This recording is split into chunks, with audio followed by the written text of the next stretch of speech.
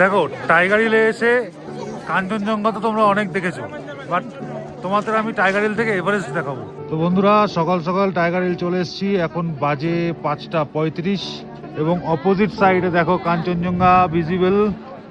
সেই 3:30 সময় থেকে টুরিস্ট আসা এখানে শুরু করে, ঠিক এই পাহাড়ের পিছনটা থেকে সূর্য ওঠে।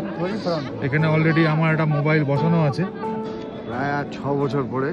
সেই লাস্ট জেএস পাজির সাথে এসেছিলে না? সানরাইজ দেখতে 6 বছর পরে আসলাম। বাট আমি শুধু অবাক হয়ে যাই যে দূর দূরান্ত থেকে কত মানুষ এই ভোরবেলায় ঠান্ডার মধ্যে কাঁপতে কাঁপতে এই কাঞ্চনজঙ্ঘা দেখতে আসে। বাচ্চা, সিনিয়র সিটিজেন্স সবাই। এরকম একটা সানরাইজ কিন্তু শুধুমাত্র এই দার্জিলিং থেকেই দেখা যায়, কাঞ্চনজঙ্ঘার সাথে এত সুন্দর একটা sunrise. So this is why Darjeeling is special. হ্যাঁ, Darjeeling is very special. Very special. বন্ধুরা, ফাইনালি ঠিক 6:10 দেখা মিললো সূর্যি মামার। সূর্য সানরাইজ হয়ে গেছে। What a beautiful sight guys, কি দারুণ লাগছে।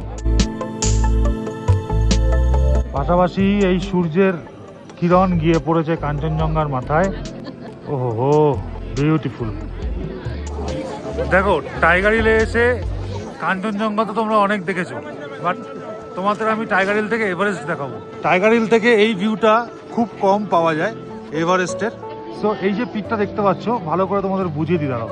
এই দেখো ডান দিকে বিশাল বড় স্লিপিং বুদ্ধা রেঞ্জ।